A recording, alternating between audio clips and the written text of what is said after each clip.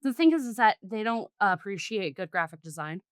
Unfortunately, I've come to terms with the fact that you can bring a horse to water all you want. You can't make them drink. Like, they're dying of thirst, and you're like, please, here. I'm like, please, I beg of you, please come to the water.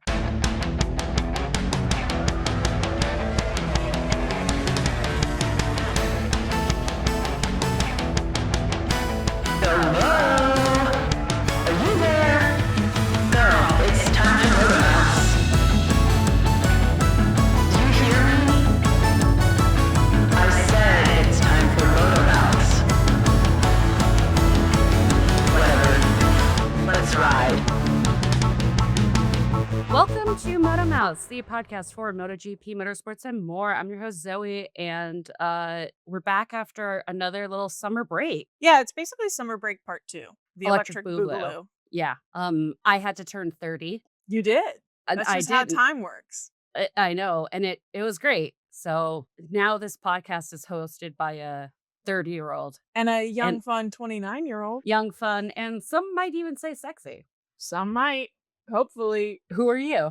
I'm your other host, also named Zoe, and I'm actually just home from my last bachelorette of the year. Oh God, that's the odyssey right there. And I'll cheers to that. That's the real odyssey, is your bachelorette journey. Yeah, 2016 was the year of realizing things. 2026 is the year of wedding events for me.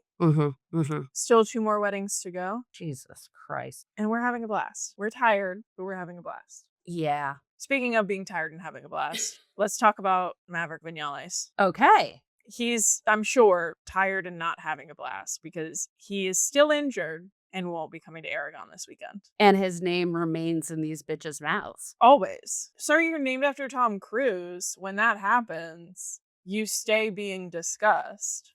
Discussed and discussed. And disgusted. Yes, exactly. Exactly. Yeah, so he's not going to Aragon. I assume that means that we'll get more Paul. I hope. We can only hope. We live in hope. We live in hope for Paul. It was so funny when he got his little butt over to do his broadcast after racing. Yeah. In Silverstone. Single mom works 2 jobs. Truly. He is neither single nor a mother. No. But we do have another update on who may or may not be racing this weekend. Johan Zarco is coming back early. He was scheduled to come back during Misano, which is not this weekend. But he says his healing is good. You probably don't remember this because it's regarding him and it happened like 3 weeks ago. But you said maybe so one, I'm offended in 2 ways. Because, yeah, sure, I always forget about Johan Zarco, but we don't have to be rude about it. And 2, sorry a bitch has a bad memory. God. Can't women do anything these days? Can't women forget anything these days? What I'm saying. You were like, maybe he won't ever come back. And I was like, oh, no. So. Is that what you were talking about? Yeah. I do remember that because I was talking shit about Johan Zarco, which is actually one of my favorite hobbies on the down low. And you do remember that? Yeah. Okay. I see how it goes. The problem is that he will have to pass a MotoGP fitness test. However, oh my God, those are so arduous and difficult. I'm a little unsure what that is because, as we famously know, a fitness test for a broken collarbone is one single push-up, quote, without pain. What if it's that for every injury? Well, I'm trying to think of what the equivalent is for a fucked up knee and entire leg. And I'm like, I guess a squat? A squat? Maybe like a thigh press? Yeah, give me 2 RDLs stat. Yeah. Yes, give me a Bulgarian split squat. Give me a burpee. Can you go to Solid Core, actually? Let us know. He's getting so good at Pilates. I bet he is. Joe Pilates invented Pilates for this scenario. Joe Pilates, real person, I promise. We'll see how he goes with this test. I, for one, am very interested to see what the test actually is. That will be my kind of notes for the weekend. Where's Waldo? Yeah, Cal Crutchlow will still be on standby. LCR was very clear about that. They're like, we're bringing him. And thank God for that. No, thank God. Need him always around. And it's forever. it's just good to have him around. Good morale for the whole sport. I agree. Cal Crutchlow also said at some point in the last week or so, when asked how do you make MotoGP better, and he goes, get rid of the tires. I was like, I understand how that sounds, but his point was sound. His point His made point was sense. sound, but I do think it would become very interesting if tires were gone altogether. His point was that He needs to get rid of the Michelins. the tire pressure issues are essentially like killing the sport. And I Yeah. said, yeah, we knew that. We didn't get to touch on this in our first back from summer break, but he made perhaps the funniest post of all time over summer break. Once again, thank God for Cal Crutchlow. And I never thought I'd say that about a British white man, but here we are. He posed in like cold, rocky gray, miserable somewhere. Yeah, no filter, pale as shit. It was like a rocky British beach. Famously, as they are, he is in a dilapidated rowboat. He is flexing his 4 abs that are there, but hidden by a healthy body. And a big windbreaker. And I can't remember let me pull up what the caption was. It was so good. And he was very clearly making fun of Everyone. Every athlete ever who takes summer break to go lounge On a yacht. Near Ibiza. With a recharge battery emoji. Just wanted to share my yacht picture on the MotoGP summer break to be like the other riders! ! Sorry I didn't take my top off to tense my abs. It was too cold. Oh, he was at the Isle of Man. That's where he was. Oh, okay. Oh my God, I love him so much. And then Cal Crutchlow and Lucio Cecchinello, who is the LCR team principal, these two are buddies, by the way, posted his own version of the photo of himself on a plastic rowboat, also clothed, and said, "Spot the differences." Oh, it's so And Cal good. Crutchlow commented, "We know you have a real yacht." Cal Crutchlow said, class warfare. Eat the rich. No, and if there's one thing Cal Crutchlow is going to do, it's comment on class warfare. He said unionize. He's always said that. Anyways, take the wheels away. His wife, by the way, commented, "Get your kid off." What does that mean? Like, take your clothes off. Oh, Kit. Got yes. And he responded, "After you help me get out of this thing." AKA the boat. He's just having he's on his own journey. Oh God, I love him. I love him so much. Oh, that was so good. He's just like, no one's doing it like him, for sure. No, truly. God, miss him, love him, need him, etc., etc. Make him the MotoGP social media admin. Honestly, he should be. Or they should just pay him money to walk around the paddock every weekend. He should be doing grid walks. Yeah. MotoGP, call me. Also, We Cal can Crutchlow fix and your you. wife Lucy, call me. Ooh, Lucy. Yeah. Lucy and Cal, I love that. I know. We should do predictions because everything else we have to talk about MotoGP is not race related. Okay, so we're going to Aragon. We are going to Aragon. Okay, I'll make my predictions for Aragon. Marc Marquez P1. I think that's an inspired choice. Yeah. Alex Marquez P2.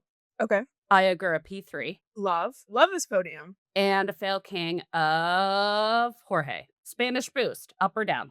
Yeah, no, it's truly 50-50. Okay, I am going with, I feel like sacrilege is about to come out of my mouth right now. No, okay, I'm gonna be positive. Mark P1. And then I'm gonna go for an I and Raul P2 and P3. Ooh. Because I think Trackhouse is on a roll. They're on their up and up. Yeah, I think that's what I'm gonna do. Okay, and fail king? Fail king, Marco Bezzecchi. Because they've talked recently about how he's like focused on coming back to score points and like not emphasize focusing on a win as much. Ooh. And I do feel like he is just putting a lot of pressure on himself right now while actively trying not to. And I do feel that's a recipe for disaster. I just think like either you have to commit to not putting any pressure on yourself or put pressure on yourself. It's this weird halfway point where the issues happen. The halfway point of will they, won't they, will I do, like you just can't, like, again, I'm not an athlete, but I feel like you have to visualize and you just have to commit. Like you can't do this like whatever happens. I also think you have to pressure yourself. Yeah, like everyone else is. There is no such thing as like putting no pressure on yourself. I think that's fake. There's never truly like a pressure-free. This isn't 99 Left Balloons. Like nobody's like it's not a pressure-free situation. There's actually quite a bit involved. Oh fuck! I forgot about air pressure. God damn it. But we'll see. I always love Aragon. I'm feeling positive. I'm feeling hopeful. We'll see. We'll see. Okay, outside of some racing stuff, I want to talk about a few things that were said this week and then a couple of updates. Okay. One, Mark has mentioned that there are 3 rider moves that he's interested in. Someone asked about it and was like, "Oh, what do you think are the most interesting rider moves this year?" And he goes, "Well, the most interesting change for next year is the tires, but you don't want to talk about that." Messy. I paraphrase slightly. He's such a bitch. He then goes on to say, "Well, Pedro coming to Ducati, interesting. Very. Sure." Then he said Fabio going to Honda. Okay. Then he said Marco Bezzecchi. He didn't do anything. Right. And he's like, well, he's going to be really fast, probably. That's interesting to me because he didn't move. Oh my And I said, oh, no mention for your good friend Pecco? And none for Pecco Bagnaia. Yeah, truly. I mean, Pecco is so fragile. If Mark says that it's an interesting move, he might shatter into a million pieces. Well, do you remember Pecco was doing a documentary series last year and then just completely cut it? No. Yeah. I My remember God. this. Oh my God. He was shooting his own personal documentary series last year. And the Oh, season was so buddy. bad. Oh, buddy. Moving on, Luca Marini thinks the season should be condensed because this year I think the season is 9 months long. Once again, Luca he is Marini says what correct everyone is thinking and is correct. all the time. Yeah. He said, I want this to be a 0 Super Bowl season. Yeah. And he's right. And he's right. There was a really interesting article, like interview with Luca that came out in the last couple of weeks. He did it, I think, for like Moto Italia. And there was a lot of really interesting stuff in there, but like a couple highlights that I really liked. He asked him, have you ever worked with a psychologist? And he said, my father is a psychologist. So since I've been a kid, he's made me realize how important he is. And essentially avoids the answer of no. I mean, yeah. They talked a little bit about the importance of like a factory or official teams. Talked about what fear means to him. Okay.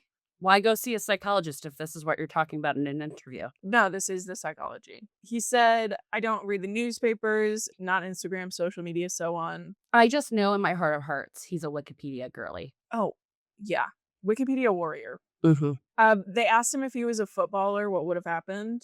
And he says, I've missed the malice to be a footballer. Oh my God. It's just poetic the way he speaks. Like, truly, I love him. I've missed the malice. Then they go into this idea of let's build the ideal MotoGP rider. Oh, okay. I love this. They say, I tell you like the characteristic, you tell me the person. Okay. Better braking. And he says, Joan Mir or Celestino Vietti. He's correct. I know. Best dry ride is Quartararo. Most complete pilot, Valentino. Better race pace, he said Pecco. That's nice. You know. Anyway, love him. Remember when Mark did this a few years ago and then he said, and something from Maverick Vinales? Yeah, maybe my favorite Mark quote of all time. Maverick Marquez. Last but not least, Pedro Acosta says he has no friends. All around me are familiar faces. I'm exaggerating. Obviously, he's like talking about a larger point. But he says he feels that he doesn't have any friends in the paddock, which he's happy about because it means he has no issues with attacking really hard on the track. He's a lone wolf. He feels that rivalries like Valentino and Sete Gibernau, like McDougan and Alex Crivier should be the norm. Okay. He says it's difficult to have a really honest relationship with someone who wants the exact same thing as you, which I don't disagree with. It's so funny because on the one hand, he says this is like those really spicy rivalries are what MotoGP is missing. And then he says, I don't really have any friends and I'm happy about it because then I can attack people. Brother, to have a rivalry, you need to be mad about stuff. There needs to be a relationship. Right. One of the things that a lot of people love about Pedro, and this is, I'll get to the second point. One of the things people love about Pedro is that he is so like, yes, let's fight. Like no tough issues. Like I'm not going to hold it against people. He seems very like happy-go-lucky in a way where he's clearly very committed and ready and willing to like fight tooth and nail for something. But it all just goes off, washes off his back.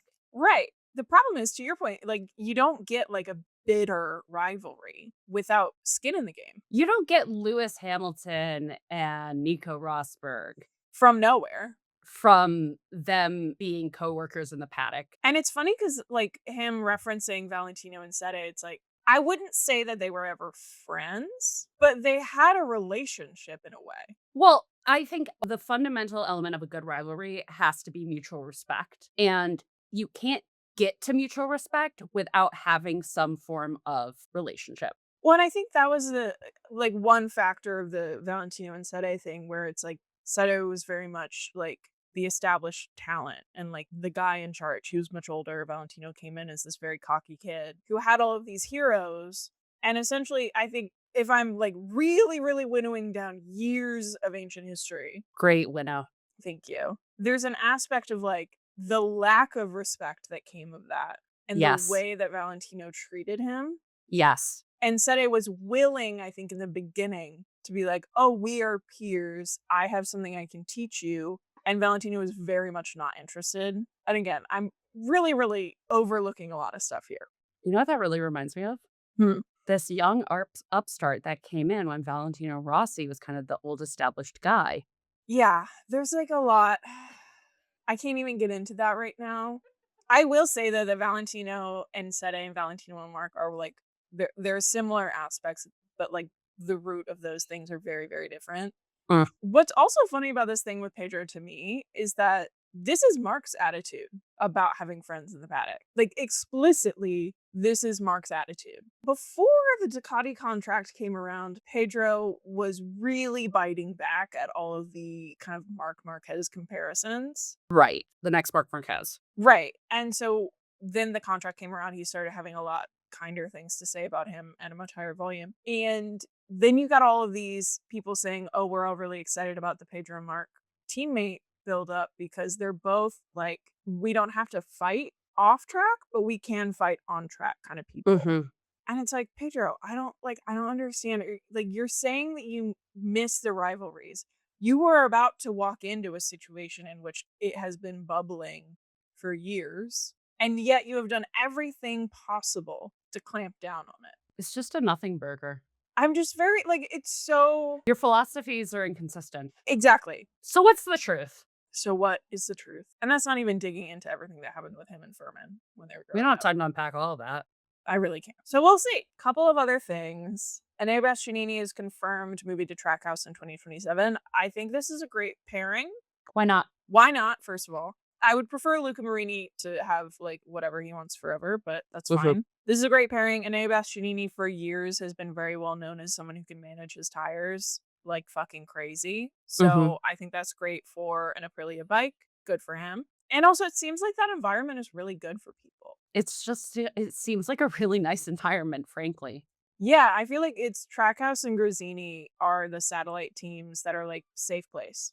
Best vibes. Yeah. Okay, and then last but not least, in the really fun news is there's been a lot of like new rumblings about something Mhm. that was brought up last year, but never really got any legs, which is the Netflix MotoGP heist thriller movie concept. Yes. We talked about this last year because Timothy Chalamet was attached. Yeah. It's a little unclear whether or not this is the exact same project. Mhm. I think it is Mhm. because the topic is the same, like the plot is the same. And also how many people are setting out to make a MotoGP heist thriller? Like how many ways can you make that plot? I'm not a scriptwriter. It I think is being written by one of the Fast and the Furious writers who his first movie, and I say this as someone who is a Fast and the Furious amateur scholar. I think his name's Charles Morgan. His Fast and the Furious movie that was his first movie was Tokyo Drift, which I think is one of the better ones of that like first like era, which I would say is like 1 through 4, where they're actually trying to tell like a cohesive story instead of like famous people on screen with cool cars and explosions, which are the latter ones.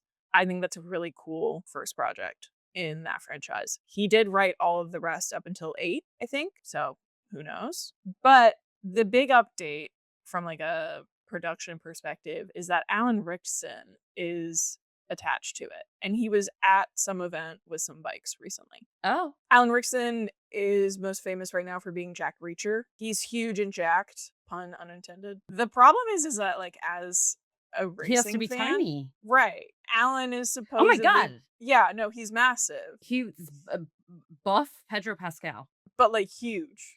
And so Interpol, the plot is that Interpol recruits a one-time MotoGP prodigy. Don't know what that means. to catch a crew of motorcycle thieves who are stealing priceless antiquities around the world. Alan Rickson is the one-time MotoGP prodigy that they call in, and he realizes that his younger brother is the ringleader, quote, long believed dead. Woof. Right. I don't really know. And so I'm kind of like, one, what is a one-time MotoGP prodigy? What does that mean? And also, like, are they trying to say that, like, He washed up?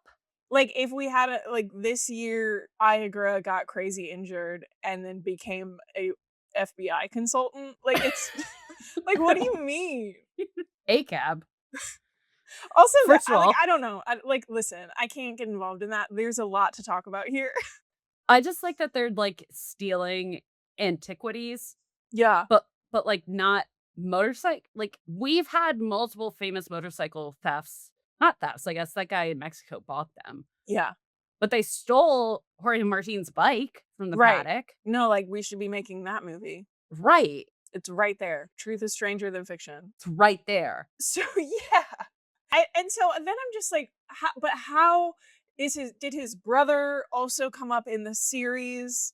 And is he also a MotoGP prodigy that died too early? Like, are we Maybe talking it's about, like a jealousy situation. but then also, like, how did he die? I'm Did sure he riding. Right. And so I just also, is Alan Rickson gonna slim down? That is my big question. You can be tall, but Sure. I need you to stop with the Dorito physique because you can't fucking ride a bike like that. No. They're so top heavy. Yeah. Like, you can be jacked, but Mhm. you cannot be like Jack Jack. Legs go Jack Jack.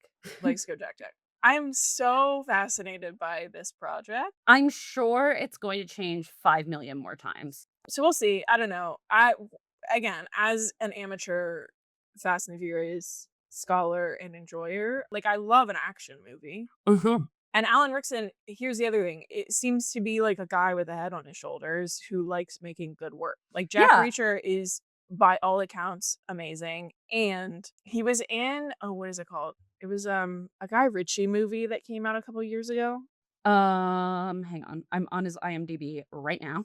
My friend, it's like 6 words long. Oh, it's something about like the Ministry of Yes, yes. Okay, so it's the Ministry of Ungentlemanly Warfare. Warfare. Really good. Also based on a true story. Had a lot of fun, laugh out loud stuff going on there. He has a really funny Swedish accent in that. Anyways, I think it'll be fun. It will be like F1 the movie for us. I don't know. I'm hoping it's more like, and I said this the first time we talked about it. I'm hoping it's more like Logan Lucky, which you really should watch because know. it's so good. It's a Steven Soderbergh heist at the Carolina 600, and also it's like what's his name? Kylo Ren. Oh, yeah, he's in that. Yeah, but he gets to play a comedian, which is always fun. I think he has great comedy chops. He does have really good timing. MotoGP will be involved directly in this movie Oh, never mind. by current reporting. So Ay, ay, ay. who knows? This is how Marc Marquez gets his EGOT. We're starting now. He needs a second career. Okay. Does that bring us to the Great Wide World of Motorsport? It sure does. Well, so sad that we only got 2 racing laps at Zandvoort this weekend. Crazy short race. Is this a new innovation of like short attention spans? GPs are now Maybe. 2 laps. Well, they tried to get us started for a couple more laps and then they couldn't do it. And so it just stopped. Just stop. Just stopped. No, it did actually happen. Ugh.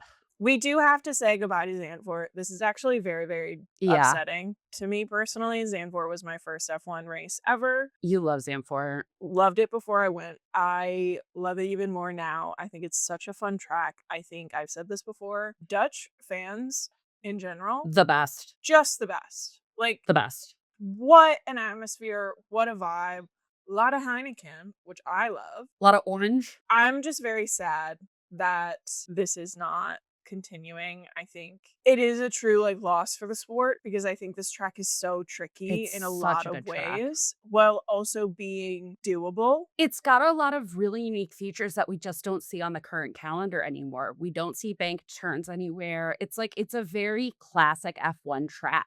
And I think Zandvoort has been, in the last few years, one of the big holdouts for like the classic F1 experience, Yeah. where it's less of a marketing event and more of a racing event. You've got your like pillars of like classic F1, I think. I think that's Australia, I think that's Montreal, I think that's Zandvoort, I think that's Barcelona and Interlagos. Also Spa Oh, and Spa. Sorry. and Monaco, but in a different way. In a much different way. That's like a whole different beast. So I'm sad about it. Goodbye, goodbye, goodbye. But yes, as we alluded to, Max Verstappen crashed out in lap 2 of the GP on Sunday, killing my soul, and it was really Yeah. sad. The problem was there was some rain, as there often is, and the white paint that was all of the lines essentially were still wet. And Max Mhm. saw an open, like dry spot and thought he could accelerate through it, and it was still wet. Yeah. And that's how Isaac Hadjar crashed out of his first F1 race. Follow me on this segue. I'm following. Speaking of Isaac Hadjar, Hmm. even before the weekend started, the news broke that Isaac Hadjar broke his hand or wrist. I'm not sure. Boxing. Okay, and the crazy thing is that they like mentioned it as a training incident. And so the implication of that for the last couple of weeks has all been like driving. I thought he was No, boxing. I'm sure that he was. I am not disbelieving you. But all of like the headlines and like the quick hit like tweets about it were like training accident, Mhm. which implies training for the sport that he does, driving. Hmm. And I'm like, it's deeply funny that it's actually boxing. Yeah. It very quickly came out that would be in the second Red Bull seat. Yuki Tsunoda would come back to the V carb seat, which I think is weird, but not like egregiously weird. I mean, Yuki is explicitly signed on as a support driver, and so, like, unfortunately, the way that that works is the current full-time drivers get precedent. I think it's more so that wouldn't want to like step into a new car that's not that great when the V carb is good. Yeah, but he's always been good at Zandvoort. This That's is where true. he That's debuted, true. and why wouldn't you take the opportunity to, like, just be a safe, Yeah. like, get points option? And then especially that happened with Max. The other thing that came out about this is that Isaac Hadjar, little MotoGP fanboy he is, called up none other than Mark Marquez to ask him about whether or not he should go back to racing. I love this. Of course. My, like, cold, dead, ancient heart loves this. Yes. I think it's so funny. I love how Mark has kind of become a sports psychologist while also being the most insane person in any room he enters. Right. Like, it's very much like I won't take my own advice, but you should. for my Scrubs fans out there, Scrubs posits that all psychologists are fucking insane because the only people that can like tell you what to do with your life in a normal way have a total mess of their own life. I mean, yes, in my experience, this is true. Yes, and Mark. I just think it's funny. Also, like, I don't think we've ever seen them in a room together. Like, that is hilarious to me. We know he's gone to multiple MotoGP races, Mhm. but I don't think I've ever seen them really interact. No, he's usually hanging around Fabio. Right, because they're friends. But we do also know that Fabio and Mark are good friends Right. as Mark is with anyone. Right. So, I mean, it's believable, is all I'll say. All I'm like imagining is like Isaac like DMing him on Instagram, which I would too if Yeah. I was able. We should talk a little bit about Alex Jakes. Yeah. Yeah. Alex Jakes, get well soon, King. I could tell that you were sick on the broadcast. That was fucking rough, dude. Did you hear Yeah. his voice? He was really struggling. He didn't even say lights out and away we go. Yeah, wait, I did notice that. What happened? I think that his voice, he thought his voice would crack if he said that. Did he post about being sick? No, but I mean, that has to be what it was. His voice was so, by the end of the race, it was bad. Maybe I he just had think he had a cold. gastroenteritis. Yeah.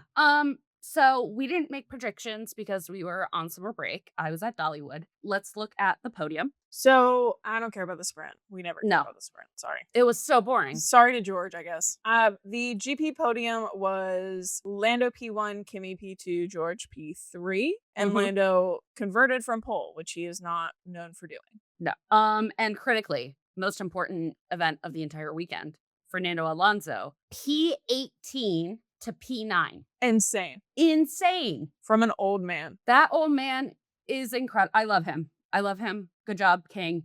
Fernandoids. So Lando right now is currently 83 points behind Kimmy's title lead. And everyone is obviously making comparisons to Max of last year, who closed like 100-point deficit. Yeah. I love how our goalposts move. So sure. What I think is funny is I don't think everyone's buying into his like title comeback. Like the thing is that I feel like what I'm learning about new reg years is that no one wants to say anything. No one is really making serious guesses. No one is saying, well, except for George. No one is really saying like we have this in the bag because I feel like Yeah. there's no stability yet. And so you have Lando Norris, who is a comfortable 83 points away from the lead, and he's saying we're not there yet. Yeah. We have a lot to do. Yeah. And I think like McLaren's in the best position they've been all season. Yeah. I'm like, Oscar, please, can I get you to Oh, have like one Oscar. consistent day, please? What happened to papaya rules? And if you have a bad pit stop, We give it back to you. we give it back to you. What happened to that? I don't know. It only works for Lando, you know this. I know. He did have a really great start. Yes. But what I think is so funny and like interesting and kind of like, please someone say something about reg years is like, no one wants to be that person to like say something and then be proven so desperately wrong. Mm-hmm. I don't know. I think Ferrari just like classically has the same problem it's always had, Yeah. which is never being able to get their shit together. But weirdly, that problem has like traveled to everyone. Yeah, I do feel like it's a patient zero kind of thing where Ferrari's like sense of instability and uncertainty has infected everyone. And I Yeah. kind of hate it. And unfortunately, this means that I am a little bit grateful. This is the second time I'm saying this season. At least we have something a little bit different. Like, at least we have a departure from the Mercedes everything right now. This weekend in so many ways was boring, but it was Interesting. interesting. Like there were very interesting moments, especially with Ferrari, especially in the midfield. I mean, we had the Williams contact Yeah, right after Carlos re-signed his contract. right. There was that crazy Ali Behrman spun out and Nico Hulkenberg, just like best reaction times I've seen outside that Daniel Oscar crash. Oh yeah, also Max and Gabby. Oh, it was Gabby. Sorry, not Yeah. Ali. And Nico almost T-boned him. And it was just like full like whiteout. There was no visibility. That was crazy. He stopped so short. It was like gasp. Yeah. Yuki had an incredible overtake. I was just about to say Yuki had some good moments. Had a great weekend. Arvid had a great weekend. Well, he did have that long lap. It's not called a long lap. Excuse me. What is it? Like a pit lane? Yeah, pit lane penalty. One more thing. I will say a lot of the racing was very interesting this weekend. I am Yes. very commonly dunking on that with these regulations, but I will say the racing was very interesting this weekend.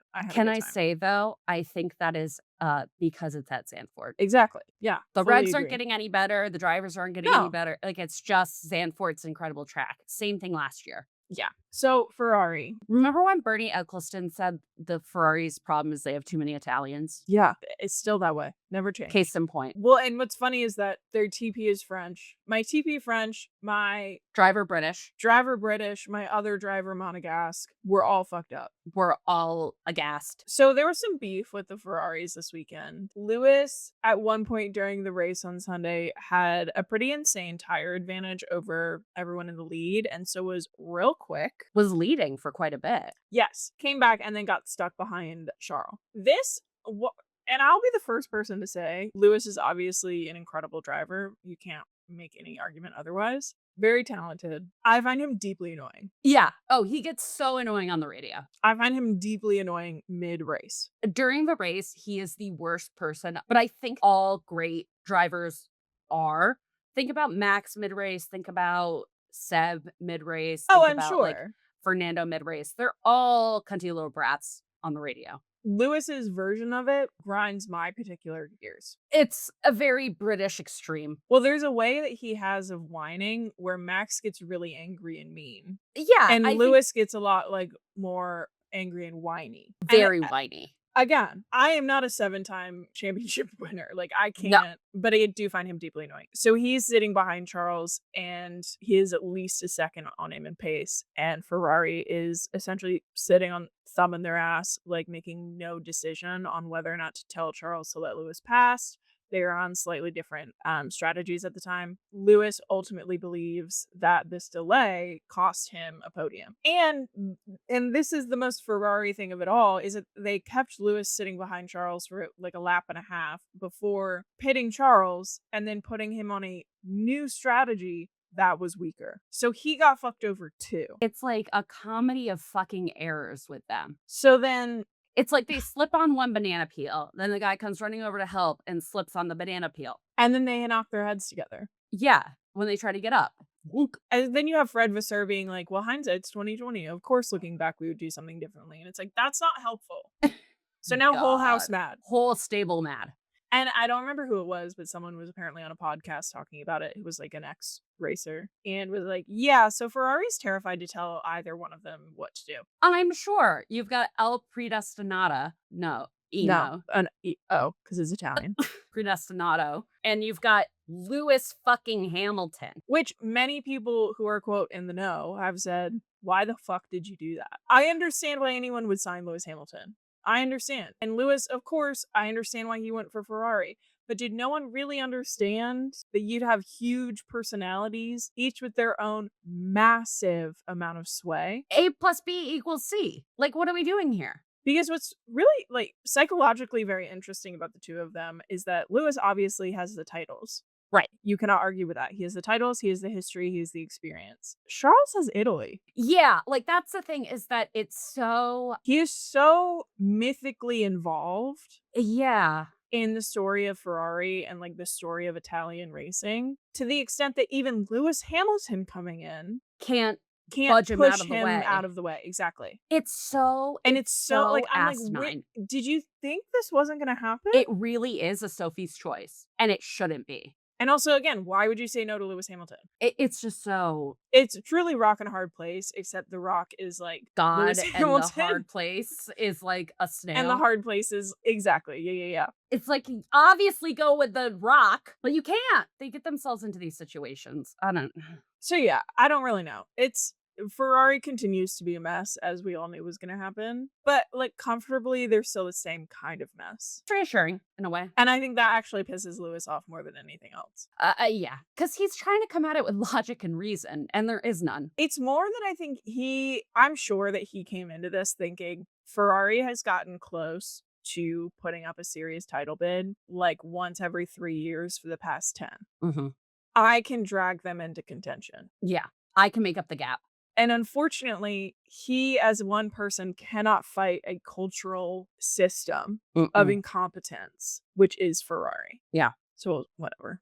I could talk about them all day. So 2 things. Max has re-signed his contract. He's extended at Red Bull until 2030. This is a huge deal. Thank fucking God. No, I really didn't know what I was going to do if he went anywhere else. I knew what I was going to do if he retired, but if he went anywhere else, it would have been a serious problem. It would have been really bad for me personally on like just like a sociological level. Mm-hmm. I do want to say I thought that their launch of this was some fucking brilliant marketing with the Max re-signs. Max, there should be a hyphen there. Yeah, I thought that was very funny. Max is a very funny person. Like, he's just a funny guy. And I like that they use him for that. He famously hates doing any sort of marketing. So I feel like even just doing this is a big pull, like a big get for them. And I think is some kind of like indication of how he feels about the relationship. I'm hesitant on Laurent because I feel like he's lost the sauce of the sport or of the team. But Max feels very confident outwardly. So we'll see how it goes. And then last, we have a week off and then we go to Monza. So we'll talk about Monza predictions next week. Monza. Monza's for Monza. Dreamer. That brings us to the grid as ...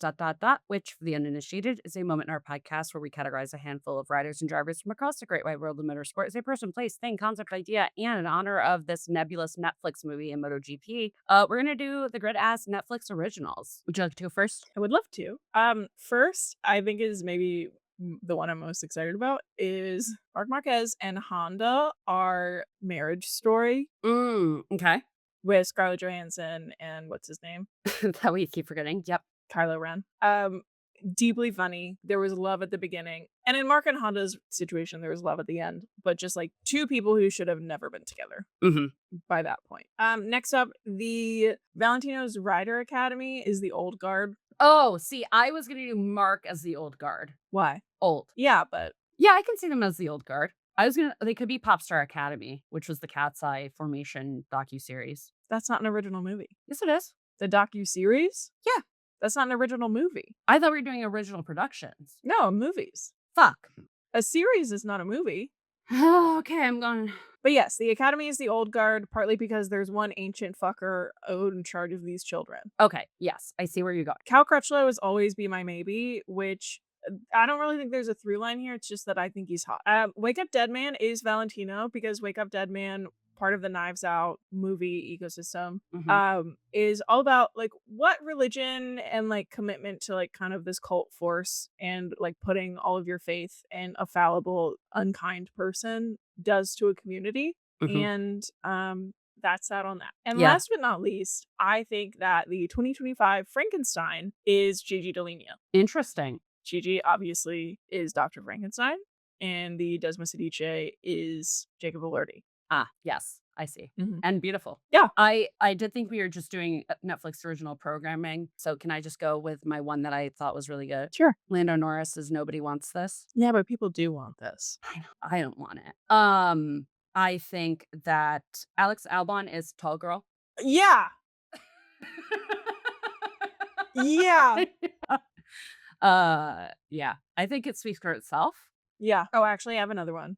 Go ahead, please. Pego Bagnaia is the king. Oh, I haven't seen it. Which is Timothy Chalamet. Oh, yes, the King of England one. Yes. It is about young Henry V and how he becomes king and then has to deal with like treachery and betrayals, etc. And that is Pecco post 2023. And Robert Pattinson is there. George Russell is Tall Girl too. Well, yes. Just we can keep going with that. And Fernando Alonso is senior year. What is senior year? It was Rebel Wilson woke up in a coma at like age 35 and thought she was still a high school senior and went back to yes, that is Fernando. Back to like cheerleading and stuff as like a 35-year-old woman. Yep, Cal Crutchlow and Johann Zarco are the 2028 Netflix original film The Princess Switch. Yes. Starring Vanessa Hudgens.